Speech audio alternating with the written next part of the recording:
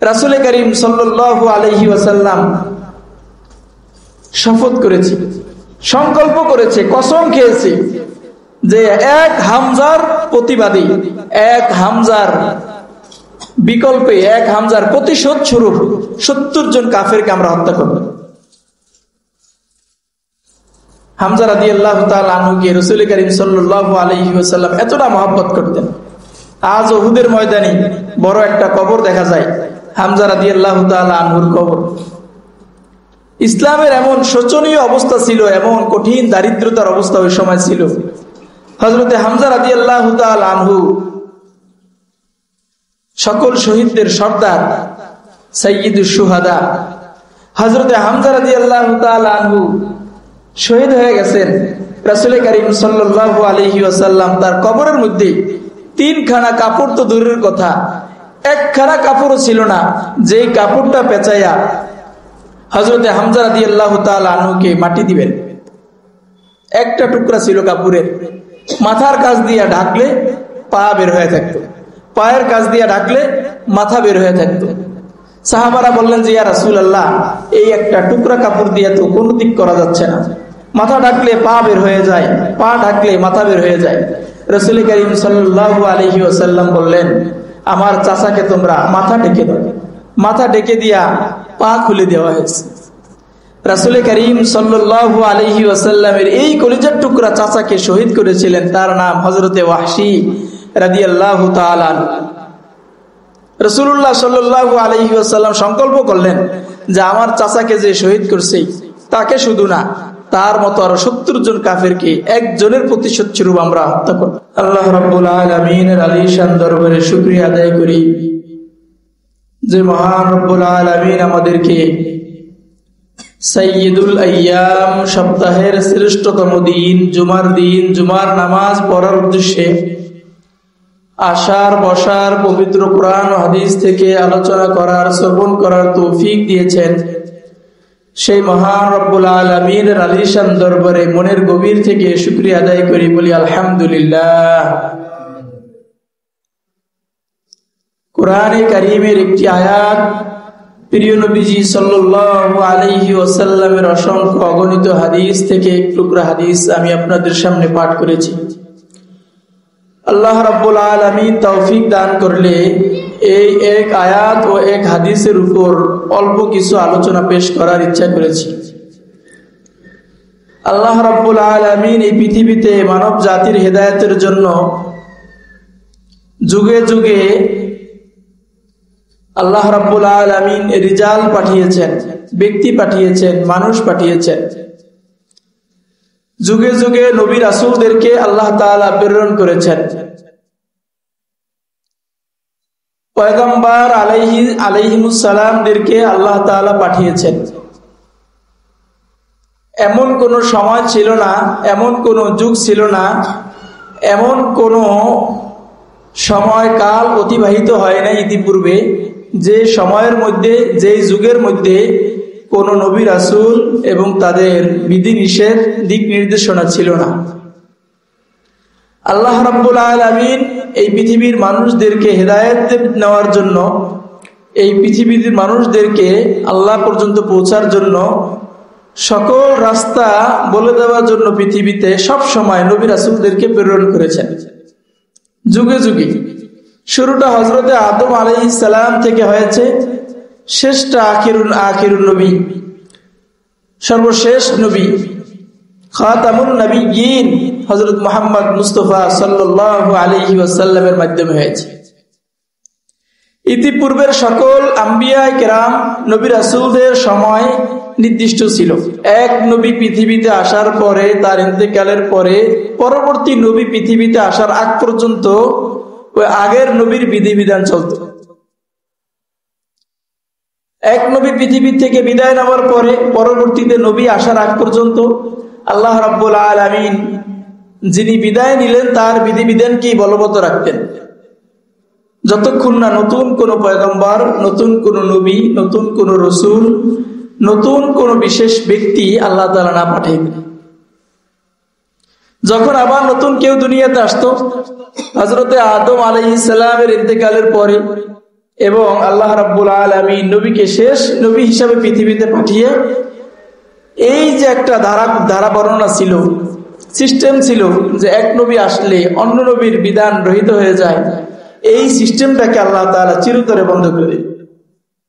যে এখন শুধু মুহাম্মদ মুস্তাফা সাল্লাল্লাহু আলাইহি ওয়াসাল্লামের যেই বিধিবিধান, আল্লাহর নবী সর্বশেষ নবীর যেই হুকুম আহকাম, কিয়ামত পর্যন্ত যত মানুষ আসবে সকল মানুষের জন্য সমানভাবে এগুলা পালনযোগ্য, সকল মানুষের জন্য সমানভাবে এগুলা অনুসরণযোগ্য, সকল মানুষকে একসাথে এগুলা অনুসরণ করতে হবে, এর বাইরে কোনো রাস্তা নেই।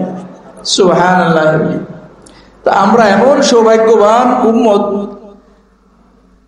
প্যারা নবীজি সাল্লাল্লাহু আলাইহি ওয়াসাল্লাম যিনি হাবিবুল্লাহ, আল্লাহ তাআলার বন্ধু, যেই নবীর উম্মত হওয়ার জন্য অন্য অন্য অনেক নবীর উম্মতরা পর্যন্ত দোয়া করেছে, অন্যান্য অনেক নবীর উম্মতরা পর্যন্ত আক্ষেপ করেছে, এবং এই নবীর উম্মত হওয়া সাধারণ কোনো ভাগ্য না, এটা একটা মহা সৌভাগ্য। জলিলুল কদর সাইয়্যিদুল আম্বিয়া, সকল নবীদের সর্দার, দো জাহানের বাদশাহ হযরতে মুহাম্মদ মুস্তাফা সাল্লাল্লাহু আলাইহি ওয়াসাল্লামের উম্মত করে পৃথিবীতে পাঠিয়ে আমাদেরকে ধন্য করেছেন। এজন্য সবাই বলি আলহামদুলিল্লাহ। নবীদের দাওয়াতে মানুষ হেদায়েতের পথে আসে, এটা শতসিদ্ধ একটা কথা।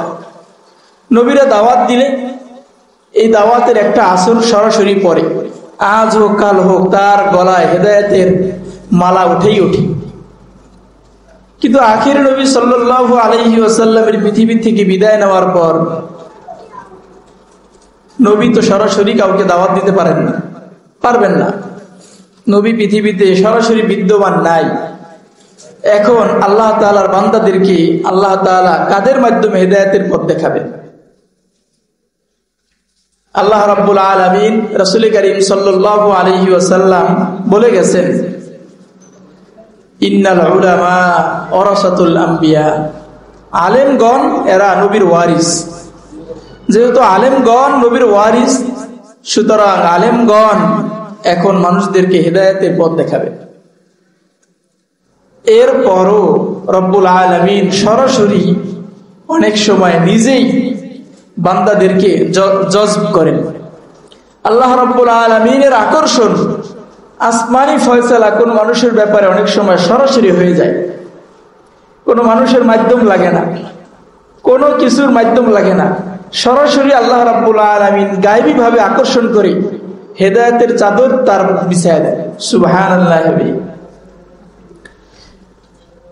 কিতাবের মধ্যে পাওয়া যায় এত এত নাফরমান কঠিন কঠিন অপরাধের সাথে জড়ায় থাকি, মুহূর্তের মধ্যে আসমানে তার ব্যাপারে হেদায়েতের ফয়সালা হয়ে গেছে। কিভাবে যেন তার গলার মধ্যে হেদায়েতের মালা উঠে গেছে। সুবহানাল্লাহ। হযরত ওয়াহশী রাদিয়াল্লাহু তাআলা আনহু নবীজির একজন সাহাবী। হযরত ওয়াহশী রাদিয়াল্লাহু তাআলা আনহু সাহাবী হওয়ার আগে এমন এমন অপরাধ করেছে যার কোনো হিসাব নিকাশ নেই। কোরআনের মধ্যে এর বর্ণনা আছে। সবচেয়ে মহা অপরাধ যেটা করেছে সেটা হলো নবীজি সাল্লাল্লাহু আলাইহি ওয়াসাল্লামের কলিজার টুকরা চাচা হযরতে হামজা রাদিয়াল্লাহু তাআলা আনহুকে শহীদ করেছে। উহুদের ময়দানে হযরতে প্যারা নবীজি সাল্লাল্লাহু আলাইহি ওয়াসাল্লামের কলিজার টুকরা চাচা হযরতে হামজা রাদিয়াল্লাহু তাআলা আনহুকে শহীদ করেছে। শহীদ করে এই বুক ছিঁড়েছে, বুক ফেরে কলিজা বের করে হিন্দার হাতে তুলে দিয়েছে। এমন কঠিন জঘন্য অপরাধ করেছে। রাসূল করিম সাল্লাল্লাহু আলাইহি ওয়াসাল্লাম শপথ করেছে, সংকল্প করেছে, কসম খেয়েছে যে এক হামজার প্রতিবাদী, এক হামজার বিকল্পে, এক হামজার প্রতিশোধ স্বরূপ 70 জন কাফেরকে আমরা হত্যা করব। হামজা রাদিয়াল্লাহু তাআলা আনহুকে রাসূল করিম সাল্লাল্লাহু আলাইহি ওয়াসাল্লাম এতটা মহব্বত করতেন। আজ উহুদের ময়দানে বড় একটা কবর দেখা যায়, হামজা রাদিয়াল্লাহু তাআলা আনহুর কবর। ইসলামের এমন শোচনীয় অবস্থা ছিল, এমন কঠিন দারিদ্রতার অবস্থা ওই সময় ছিল। হযরতে হামজা রাদিয়াল্লাহু তাআলা আনহু সকল শহীদদের সর্দার, সাইয়্যিদুশ শুহাদা। হযরতে হামজা রাদিয়াল্লাহু তাআলা আনহু শহীদ হয়ে গেছেন। রাসূল করিম সাল্লাল্লাহু আলাইহি ওয়াসাল্লাম তার কবরের মধ্যে 3খানা কাপড় তো দূরের কথা, 1খানা কাপড়ও ছিল না, যেই কাপড়টা পেঁচাইয়া হযরতে হামজা রাদিয়াল্লাহু তাআলা আনহুকে মাটি দিবেন। একটা টুকরা ছিল কাপড়ের, মাথার কাছ দিয়ে ঢাকলে পা বের হয়ে থাকতো, পায়ের কাছ দিয়ে ঢাকলে মাথা বের হয়ে থাকতো। সাহাবারা বললেন যে ইয়া রাসূলুল্লাহ, এই একটা টুকরা কাপড় দিয়ে তো কোনো দিক করা যাচ্ছে না, মাথা ঢাকলে পা বের হয়ে যায়, পা ঢাকলে মাথা বের হয়ে যায়। রাসূল করিম সাল্লাল্লাহু আলাইহি ওয়াসাল্লাম বললেন, আমার চাচাকে তোমরা মাথা ঢেকে দাও। মাথা ঢেকে দিয়া পা খুলে দেওয়া হয়েছে। রাসূল করিম সাল্লাল্লাহু আলাইহি ওয়াসাল্লামের এই কলিজার টুকরা চাচাকে শহীদ করেছিলেন, তার নাম হযরতে ওয়াহশী রাদিয়াল্লাহু তাআলা আনহু। রাসূলুল্লাহ সাল্লাল্লাহু আলাইহি ওয়াসাল্লাম সংকল্প করলেন যে আমার চাচাকে যে শহীদ করছে তাকে শুধু না, তার মতো আরো 70 জন কাফেরকে একজনের প্রতিশোধ স্বরূপ আমরা হত্যা করব। আল্লাহ রাব্বুল আলামিন আসমান থেকে ওহী পাঠায় দিলেন। আল্লাহ রাব্বুল আলামিন প্রিয় নবীজির কাছে ওহী পাঠায় দিলেন যে ইয়া রাসূলুল্লাহ, হে আমার প্রিয় নবী, আমার বন্ধু, ওয়া ইন আকাবতুম ফাআকিবু বিমিসলি মা আউকিবতুম বিহি। যদি প্রতিশোধ নিতে মন চায়, যদি প্রতিশোধ নিতে হয়, তাহলে যতটুকু আপনি ক্ষতিগ্রস্ত হয়েছেন ঠিক ততটুকুই প্রতিশোধ নিতে পারবেন। ওয়া ইন আকাবতুম ফাআকিবু বিমিসলি মা আউকিবতুম বিহি। যদি আপনাকে প্রতিশোধ নিতে হয়, নিতে চান, তাহলে ঠিক যতটুকু আপনি ক্ষতিগ্রস্ত হয়েছেন এর বাইরে এক চুল পরিমাণ বেশি প্রতিশোধ দিতে পারবেন না।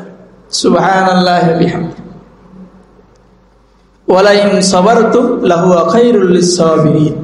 আর যদি আপনি ধৈর্য ধারণ করেন, আপনি যদি ধৈর্য ধারণ করতে পারেন, বিষয়টাকে আপনি যদি হজম করে নিতে পারেন, কষ্ট তো হবেই, তারপরও নিজের মধ্যে নিজেকে এটাকে দাবিয়ে রাখতে পারেন, দাফন করে রাখতে পারেন, লাহুয়া খায়রুল লিস-সাবিরিন। এটা ধৈর্যশীলদের জন্য বড় কল্যাণের বিষয়, বড় ভালো বিষয়, শুভ কামনার বিষয়। এর প্রতিদান অনেক বেশি হয়ে থাকে। এই আয়াত নাজিল হওয়ার পরে রাসূল করিম সাল্লাল্লাহু আলাইহি ওয়াসাল্লাম সাহাবাদেরকে বললেন, সাহাবীরা, আমরা আসলে ধৈর্যের পথই অবলম্বন করব। আমার চাচাকে হত্যা করে ফেলছে, শহীদ করে ফেলছে, এজন্য এই ক্ষতিগ্রস্তের প্রতিশোধ আমরা নিব না, আমরা বরং ধৈর্যের পথ অবলম্বন করব। সুবহানাল্লাহি ওয়া বিহামদিহি। একটা পর্যায়ে হযরত ওয়াহশী রাদিয়াল্লাহু তাআলা আনহুর কাছে রাসূল করিম সাল্লাল্লাহু আলাইহি ওয়াসাল্লাম ইসলামের দাওয়াত পাঠাইলেন। যে ওয়াহশী চাচাকে খুন করেছে তার কাছে নবীজি সাল্লাল্লাহু আলাইহি ওয়াসাল্লাম পয়গামে ইসলাম, ইসলামের পয়গাম, ইসলামের দাওয়াত পাঠাইলেন। রাসূল করিম সাল্লাল্লাহু আলাইহি ওয়াসাল্লামের দাওয়াত পাওয়ার পরে হযরত ওয়াহশী রাদিয়াল্লাহু তাআলা আনহু বললেন, ওয়া মান ইয়াফআল যালিকা ইয়ালকা আসামা। এই আয়াতের শেষ অংশ, এই অংশের আগে অনেকগুলো অপরাধের কথা আছে। মানুষ হত্যা করা, জিনা করা, চুরি করা, ডাকাতি করা, এগুলা যারা করে, ওয়া মান ইয়াফআল যালিকা ইয়ালকা আসামা, তারা অপরাধী হিসাবে পৃথিবীতে থাকে, তারা অপরাধী হিসাবে আল্লাহর সাথে সাক্ষাৎ করে। তো হযরত ওয়াহশীর কাছে যখন ইসলামের দাওয়াত গেল, হযরত ওয়াহশী বললেন যে আমি মুসলমান হলে কি লাভ হবে, আমি তো মানুষ হত্যা করেছি, আমি তো জিনা করেছি, এমন কোনো এহেন অপরাধ নাই, হীন কর্ম নাই যেটা আমার মাধ্যমে সংগঠিত হয় নাই। যারা এটা করে তারা তো আল্লাহর কাছে অপরাধী হিসাবে সাব্যস্ত হয়। আমি ওই যে বলেছি, আল্লাহ রাব্বুল আলামিন কারো ব্যাপারে যদি হেদায়েতের ফয়সালা করে থাকেন, কোনো না কোনো ভাবে আল্লাহ তাআলা তাকে পথ খুলেই দেন, কোনো না কোনো ভাবে পথ আল্লাহ তাআলা খুলেই দেন। হযরত ওয়াহশী বললেন যে আমি যেই যেই অপরাধ করেছি এই অপরাধের কারণে আয়াত নাজিল হয়েছে, ইউদাআফ লাহুল আযাব ইয়াউমাল কিয়ামাতি ওয়া ইয়াখলুদু ফীহি মুহানা। এই ধরনের অপরাধীদের শাস্তি কিয়ামতের ময়দানে ডাবল করে দেওয়া হয় এবং কিয়ামত পর্যন্ত না, শুধু চিরদিনের জন্য তারা অপমানিত লাঞ্ছিত অবস্থায় তারা থাকে। তাহলে আমি ইসলাম কিভাবে গ্রহণ করব? আমি ইসলাম গ্রহণ করলে সরাসরি মাপের তো কোনো সংবাদ পাই নাই। সরাসরি আল্লাহ তাআলা আমার মতো পাপীকেও মাফ করে দিবে, আমার মতো নবীর চাচার খুনি, আমার মতো জিনা, আমার মতো চোর, আমার মতো ডাকাত, মানুষ হত্যাকারীকে আল্লাহ তাআলা মাফ করবেন, এরকম কোন সংবাদ তো আমি পাই নাই। সুতরাং মুসলমান হয়েও আমার কি লাভ? আল্লাহ রাব্বুল আলামিন আয়াত নাজিল করলেন, ওয়াহশী ইল্লা মান তাবা ওয়া আমানা ওয়া আমিলা আমালান সলিহা। ওয়াহশী, সকল অপরাধের শাস্তি তো হবেই দ্বিগুণ ডাবল, কিন্তু যারা ঈমান আনবে, যারা তওবা করবে, তওবা করে ঈমান আনবে, এরপর নেক আমল করবে, ফাউলাইকা ইউবাদদিলুল্লাহু সাইয়্যাতিহিম হাসানাত। এই সকল লোকদের সকল অন্যায় কাজকে, সকল অপরাধকে রব্বুল আলামিন নেক দ্বারা পরিপূর্ণ করে দিবেন। সুবহানাল্লাহ। হযরত ওয়াহশী রাদিয়াল্লাহু তাআলা আনহুর কাছে নবীজি এই আয়াত নিয়ে পাঠাইলেন যে তুমি তো বলছো তোমার অপরাধ কি হবে, এগুলা মাফ আল্লাহ তাআলা করবেন কিনা। আল্লাহ তাআলা তোমার জন্য সুসংবাদ পাঠাইছে, তুমি যদি তওবা করো, ঈমান আনো, নেক আমল করতে থাকো, তাহলে শুধু তোমাকে মাফ করবেনই না, তোমার গুনাহের কাজগুলাকে, তোমার অন্যায় অপরাধকে আল্লাহ তাআলা মাফ কইরা এগুলাকে নেক দ্বারা পরিপূর্ণ করে দিবেন। সুবহানাল্লাহ। হযরত ওয়াহশী এবার প্রশ্ন করলেন যে ইয়া রাসূলুল্লাহ, এখানে আল্লাহ তাআলা বলছেন তওবা করলে, ঈমান আনলে নেক আমল চালু রাখতে হবে, তো আমি নেক আমল করতে পারবো কি পারবো না এর গ্যারান্টি দিতে পারি না, এর কোনো গ্যারান্টি নাই। তওবা করতে পারবো, ঈমান আনতে পারবো, কিন্তু নেক আমল করতে পারবো কি পারবো না এর কোনো গ্যারান্টি নাই। অথচ আল্লাহ তাআলা বললেন নেক আমল করলে মাফ হবে, নেক আমল না করলে তো আমি ধরা খাইতে পারি। সুতরাং মুসলমান হইয়া কি লাভ হবে? শুধু বাহানা খুঁজতেছে কিভাবে মুসলমান না হয়ে বেঁচে যেতে পারে। কিন্তু আল্লাহ তাআলা যাকে ধরে, আল্লাহ তাআলা যার ব্যাপারে হেদায়েতের ফয়সালা আসমানে করে রাখে, এই দুনিয়াতে যত বাহানাই সে করুক না কেন, কোনো না কোনো ভাবে মসজিদের মধ্যে তাকে নিয়ে আসে। সুবহানাল্লাহ। কোনো না কোনো ভাবে আল্লাহ ওয়ালাদের মজলিসে তাকে নিয়ে আসে, কোনো না কোনো ভাবে কোরআনের আওয়াজ তার কানের মধ্যে পৌঁছাই দেয়। রব্বুল আলামিনের সিদ্ধান্তে যে ফয়সালা হয়ে গেছে, পৃথিবীর সব মানুষ বিরোধিতা করলেও ওই ফয়সালার এক চুল এদিক সেদিক করতে পারে না। আল্লাহর ফয়সালা পৃথিবীর সবচেয়ে সেরা ফয়সালা। রব্বুল আলামিন এবার আয়াত পাঠাইলেন, ইন্নাল্লাহা লা ইয়াগফিরু আইয়ুশরাকা বিহি ওয়া ইয়াগফিরু মা দুনা যালিক। ওয়াহশী, শুধু মুশরিকদেরকে আমি ক্ষমা করব না, আমার সাথে যারা কাউকে শরীক করবে তাদের শিরকের গুনাহ এটাকে আমি মাফ করব না, এছাড়া আমি যত গুনাহ সব মাফ করে দিতে পারি। ওয়া ইয়াগফিরু মা দুনা যালিকা লিমান ইয়াশা। আমি আল্লাহ যার ব্যাপারে সিদ্ধান্ত নেই, শিরকের গুনাহ ছাড়া সব গুনাহ আমি মাফ করে দিতে পারি। আমি চাইলে সব গুনাহ মাফ করে দিতে পারি। তুমি আসো, ইসলামের মধ্যে আসো, আমি চাইলে তোমার গুনাহও মাফ করে দিতে পারি। হযরত ওয়াহশী এবার নবীজির কাছে সংবাদ পাঠাইলেন যে আল্লাহ তাআলা বলছেন আল্লাহ চাইলে মাফ করবেন, তো আল্লাহ তাআলা যে আমার ব্যাপারে চাইবেন এর কোনো গ্যারান্টি নেই। আমার ব্যাপারে চাওয়ার সিদ্ধান্ত না চাওয়ার সিদ্ধান্ত এটা তো আমি জানি না। সর্বশেষ হযরত ওয়াহশীর জন্য সর্বশেষ আয়াত আল্লাহ তাআলা নাযিল করেছেন, কুল ইয়া ইবাদিয়াল্লাযীনা আসরাফু আলা আনফুসিহিম, কুল ইয়া ইবাদিয়াল্লাযীনা আসরাফু আলা আনফুসিহিম। হে প্রিয় নবী, আপনি আপনার উম্মতদেরকে বলে দেন, আমার ওই সকল বান্দাদেরকে বলে দেন যারা সব সময় নিজের উপর জুলুম করেছে, যারা সব সময় নিজের উপর অত্যাচার করেছে, যারা সব সময় আমার নেয়ামতের কথা খবর রাখে নাই, আমার নেয়ামতকে আমার বিরোধিতায় কাজে লাগাইছে, সব সময় আমার সাথে যারা আমার অবাধ্য হয়েছে, নিজের উপর জুলুম করেছে, আমি যেগুলা করতে নিষেধ করেছিলাম ওইগুলা বেশি বেশি করেছে, আমি যেগুলা করতে বলেছিলাম, নামাজ পড়তে বলেছিলাম নামাজের ধারে কাছে আসে নাই, রোজা রাখতে বলেছিলাম রোজার মাস কখন চলে গেছে খবর রাখে নাই, যাকাত আদায় করতে বলেছিলাম কোটি কোটি টাকার সম্পদ ছিল যাকাত আদায় করে নাই, গরিব মিসকিন অসহায়দের খোঁজ খবর রাখতে বলেছিলাম প্রতিবেশী না খেয়ে থাকতো, তার কোনো খোঁজ থাকতো না, ওই সকল বান্দাদেরকে বলে দেন তারা যেন লা তাকনাতু মির রাহমাতিল্লাহ, আমি আল্লাহর রহমত থেকে তারা যেন নৈরাশ হয়ে না যায়।